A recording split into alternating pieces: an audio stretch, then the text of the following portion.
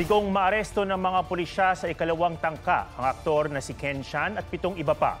May arrest warrant para sa kasong syndicated estafa ang aktor kaugnay umano sa isang naluging negosyo. May report si Marisol Abduraman. Sa video na ibinigay sa media ng abogado ng complainant, nagpunta ang mga pulis kanina sa bahay na ito sa Quezon City para ihain ang warrant of arrest laban sa aktor na si Ken Chan. Kaugnay ito sa kasong syndicated estafa na isinampa sa aktor at 7 iba pa sa Regional Trial Court ng QC. Hindi pinangalanan ni Attorney Noel Joseph Estrada ang kanyang kliyenteng nagsampa ng reklamo laban sa aktor. Pero ang sabi niya, nagbigay daw ito ng kulang-kulang ng 14 million pesos bilang investment sa kanilang negosyo. Ayon kay Attorney Estrada, si Ken Chan daw mismo ang nanggumbinsi sa biktima para mag-invest. 10% na monthly interest daw ang ipinangako ni Chan. Siya mismo yung actively na nag-solicit, humingi ng pera dun sa complainant, sa aming kliyente, at sabi ay invest sa restaurant business at nangangako na ito ay magbibigay ng malaking interest, monthly interest na kita. Nagsara na, nagtago na at nawala na yung negosyo kaya nagkaroon ng kaso. Bigo ang mga pulis na mai-serve ang arrest warrant. May tumanggap ng warrant? Wala walang tao dito sa bahay ni Mr. Ken Chan. Ito na raw ang pangalawang beses na paghahain sana ng warrant of arrest kay Chan, pero wala pa rin tao sa kanilang bahay nang una itong dalhin noong September 23. Non-bailable ang kasong syndicated estafa na may kaparusahang life imprisonment. Patuloy namin sinisikap na makuha ang panig ni Chan. Simula nitong Hunyo ay nagpahinga muna si Chan sa kanyang mga showbiz commitment. Huli siyang napanood sa Abot Kamay na Pangarap bilang si Doc Lindon. Marisol Abduraman, nagbabalita para sa GMA Integrated News. Nagsalita na ang aktor na si Ken Chan kaugnay ng kinakaharap na syndicated estafa case. Sa isang post, iginit ni Chan na hindi siya nanloko ng tao at hindi siya nanghingi ng pera taliwas daw sa mga akusasyong ibinabato sa kanya. Pinili raw niyang manahimik pansamantala dahil lumalaban siya ng legal. Hindi rin daw niya tinatakbuhan ng kaso. Kine-question niya kung bakit syndicated estafa ang ikinaso, gayong umiikot lang umano ang issue sa pagkalugi ng negosyo. Maglalabas daw siya ng mga detalye sa mga susunod na araw. Non-bailable ang kasong syndicated estafa at may parusang life imprisonment. Ayon sa abogado ng mga complainant, si Chan daw ang nangumbinsi sa mga biktima na mag-invest sa negosyong may 10% na monthly interest. 2 beses ng bigong naisilbi ang warrant of arrest laban kay Chan. Nakakulong ngayon ang aktres at negosyanteng si Neri Naig Miranda matapos arestuhin itong weekend para sa kasong syndicated estafa at paglabag sa Security Regulation Code. Dinepensa naman siya ng asawa niyang si Chito Miranda. May report si Emil Sumang.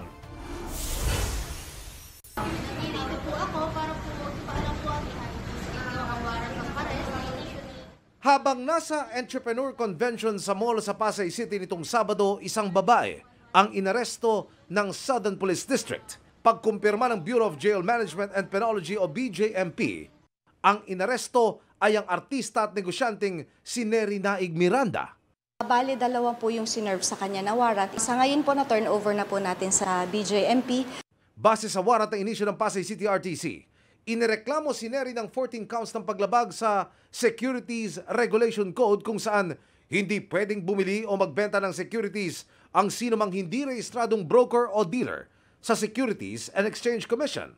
Nakapagpiyansa na si Naig para rito pero mananatili pa rin siyang nakakulong dahil sa kasong syndicated estafa na non-bailable. Sa isang Facebook post, dinepensahan siya ng kanyang mister na si parokya ni Edgar frontman Chito Miranda.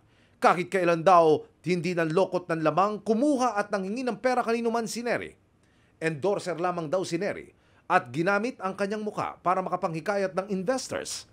Puna pa ni Chito, bigla na lamang inaresto ang kanyang misis nang walang notice o sabpina. Hindi rin daw binigyan ng pagkakataon na makapagpaliwanag si Neri. Patuloy pa naming sinusubukan na makuha ng pakayag si Neri. Emil Sumangil, nagbabalita para sa GMA Integrated News. Naghain ng mosyon sa korte ang aktres at negosyanteng si Neri Naig Miranda para ipabasura ang kasong paglabag sa Securities Regulation Code laban sa kanya. May report si Ian Cruz. Balik Pasay City Jail Female Dormitory, aktres at negosyanteng si Neri Naig Miranda. Dadalo sana siya sa arraignment para sa paglabag sa Securities Regulation Code. Pero hindi ito natuloy matapos mag-file ng motion to quash ang kampo ni Neri. Pinagkokomento muna ng korte ang prosecution at Securities and Exchange Commission o SEC sa motion. Iniurong ang arraignment sa January 9. Tumanggi magbigay ng pahayag ang kampo ni Neri. Naharap din siya sa kasong syndicated estafa. Ang mga kaso nag-ugat sa pagiging endorser ni Neri sa negosyong Dermacare. Sa isang post ng mister ni Neri na si Chito Miranda, iginit niyang walang kinuhang pera ang kanyang misis. Lahat ng pera napunta raw sa isang tiyanda na may-ari umano ng Dermacare. Kasama ring pinost ni Chito ang liham na mula raw kay Chanda Atienza para kay Neri. Sa sulat, humihingi ng paumanhin si Chanda kay Neri para sa mga isyu na pinagdaraanan umano ng Dermacare. Partikular ang kawalan nito ng kakayahang mag-distribute ng share sa kanilang investors. Sa advisory ng Securities and Exchange Commission noong September 2023, Chief Operating Officer ng Dermacare Beyond Skincare Solutions si Chanda Atienza. Hindi raw otorisado ang kumpanya na manghingi ng investment dahil hindi ito rehistrado at walang lisensya para magbenta ng securities. Sinabi rin ng SEC na maaaring kasuhan ang mga salesman, broker, dealer, agents, promoter, influencer at endorser ng Dermacare. Sa isang Facebook post noong September 1, 2023, inanunsyo ni Neri na wala na siyang ugnayan sa Dermacare at anumang transaksyon gamit ang kanyang pangalan ay hindi otorisado o kaya'y ginawa nang wala niyang pahintulot. Sinusubukan pang hanapin ng GMA Integrated News si Atienza para makuha ang kanyang pahayag. Sa gitna ng issue, nagpakita naman ng suporta kina Neri at Chito ang ilang kapwa celebrities. Dasal nila, malampasan ng mag-asawa ang kinakaharap na hamon. Ian Cruz nagbabalita para sa GMA Integrated News. Inaaresto na rin ng korte ang komedyanteng si Rufa May Quinto dahil sa pagkakadawit sa issue ng Dermacare Beyond Skincare Solutions. Naunang nadawit siya ng aktres na si Neri Naig Miranda na nasa ospital pa rin kaya posibleng hindi makasipot sa pagdinig ng kanyang kaso bukas. May report si Mav Gonzalez. Ang actress-comedian na si Rufa May Quinto, isa sa mga brand endorser ng Dermacare Beyond Skincare Solutions. At ngayong nahaharap sa mga reklamo dahil sa Dermacare, ang endorser din itong si Neri Naig Miranda, pati si Rufa May, hinahabol din. She's facing 14 counts of yung violation ng Section 8 of the Securities Regulation Code. Available? No, yes po, available. Nagugat ang kaso sa panghihikayat umano ng Dermacare na mag-invest ang mga kliyente nito. Ayon sa SEC, hindi rehistrado ang Dermacare para mag-solicit ng investment at wala rin itong lisensya para magbenta ng securities. Pagtitiyak ng abogado ni Rufa May, haharapin niya ang kaso. Susuko raw siya para makapagpiyansa. Pero hindi sinabi ng kanyang abogado kung kailan. Biktima lang din daw si Rufa May, kaya pag-aaralan daw nila kung maghahain ng kontrademanda. She's worried kasi nga hindi naman totoo yung mga allegation sa kanya. Hindi sa kanya nakapagbayad ng down payment. Tapos yung mga cheque po is puro din tumalbog.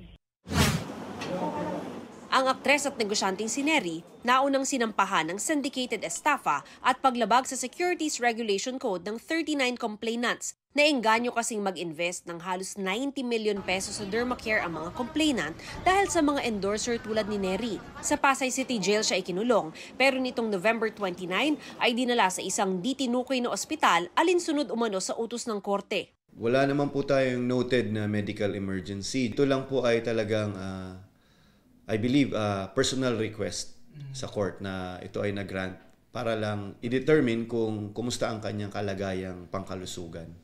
Sabi ng BJMP, wala namang hindi pangkaraniwan sa nangyari dahil karapatan naman daw ng bawat bilanggo na magpatingin sa doktor. Posibleng hindi pisikal na makaharap si Neri sa pagdinig ng kaso bukas sa Pasay Regional Trial Court. Makipag-ugnayan po kami if possible na teleconferencing na lang ito and physical presence na lang ng lawyer niya. Sa Miyerkules, nakatakdang ibalik si Neri sa kanyang selda. Hindi pa nagpapaunlak ng panayam ang kampo ni Neri. Pero ayon sa kanyang abogado, malungkot silang hindi man lang siya naabisuhan ng maaga tungkol sa reklamo para nagkaroon daw sila ng tsansang makapagpaliwanag bago pa umabot sa korte. Tiwala siyang mapapatunayang walang kasalanan si Neri. Mav Gonzalez, nagbabalita para sa GMA Integrated News. Iginiit ng komedyanteng si Rufa May Quinto na biktima lang din siya sa issue ng Dermacare Skincare Clinic. Sa isang statement, sinabi ni Rufa May, na wala siyang kinalaman sa anumang maanumalyang aktibidad. Pinabulaanan din niya ang mga akusasyon.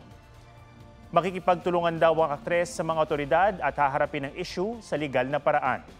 May kasong nakasampa laban sa Dermacare para sa paglabag sa Securities Regulation Code. Dawit din sa issue ang aktres na si Neri Naig Miranda na na-confine matapos sumama ang pakiramdam. Naudlot ang arraignment niya ngayong araw para sa kasong syndicated estafa. Hinihintay pa raw ang komento ng piskalya sa inihain niyang motion to quash. Pinakawalan na ang aktres at negosyanteng si Neri Naig Miranda na nakulong dahil sa kasong syndicated estafa. Ibinasura kasi ng korte ang arrest warrant laban sa kanya dahil nalabag daw ang kanyang karapatan sa due process. May report si June Veneracion. Nandito po ako para po ipaalam po. Mahigit isang linggo matapos arestuhin noong November 23 sa isang mall para sa kasong syndicated estafa. Iniutos ng korte na pakawalan ng aktres at negosyanteng si Neri Naig. Nakatanggap ang BJMP Pasay City Jail ng release order ni Neri Naig Miranda sa kanyang kasong syndicated estafa sa RTC Branch 112 Pasay City. At dito inutusan kami to immediately release Ms. Miranda. Pagkumpirma ng Bureau of Jail Management and Penology, alas 6 ng gabi pinalaya na si Neri matapos isilbi ang release order sa ospital kung saan 5 araw siyang na-confine. Hindi na siya ibinalig sa Pasay City Jail. Ibinasura ni Acting Presiding Judge Ronald Augustan ang warrant of arrest laban kay Neri. Hindi raw kasi na ipagbigay alam kay Neri ang tungkol sa preliminary investigation ng Office of the City Prosecutor ng Pasay laban sa kanya. Naipadala pa raw sa maling address ang subpoena para kay Neri. Sa Batangas ito isinilbi at hindi sa tunay na address si Neri sa Alfonso, Cavite. Malinaw na paglabag daw ito sa kanyang constitutional right to due process na nagpawalang bisa sa preliminary investigation ng Pasay City Prosecutor's Office. Inutusan din ng korte ang Office of the City Prosecutor ng Pasay na magsagawa ng bagong preliminary investigation. Nagpasalamat ang kampo ni Neri na binigyang halaga ng korte ang kanyang constitutional right to due process. Sa muling pag-imbestiga sa kaso, mabibigyan daw si Neri ng pagkakataong sagutin ang mga aligasyon laban sa kanya. Umaasa raw sila na ang re-investigation ang mag-aabsuelto kay Neri sa mga bintang kaugnay ng kasong may kinalaman sa Dermacare Beyond Skincare Solutions. Hindi naman pinagbigyan ng korte ang hilig ni Neri na iurong na ang kasong syndicated estafa. The facts remain na ganun pa rin naman yung kaso. Kaya po hindi ninalify ng judge yung information na kanyang binigay base po doon sa resolution ng fiskal. Bukod sa estafa, nahaharap din si Neri sa 14 counts ng paglabag sa Securities Regulation Code. Ang mga kasong ito may kaugnayan sa umano'y pagiging endorser ni Neri ng Dermacare na hindi rehistrado para mag-solicit ang investment at wala rin itong lisensya para magbenta ng securities. Sa gitna ng issue, naghahain ng panukala si Senador Robin Padilla para protektahan ang mga endorser na nadadamay sa investment scams ng mga brand o negosyong ini-endorso nila. June Veneracion nagbabalita para sa GMA Integrated News.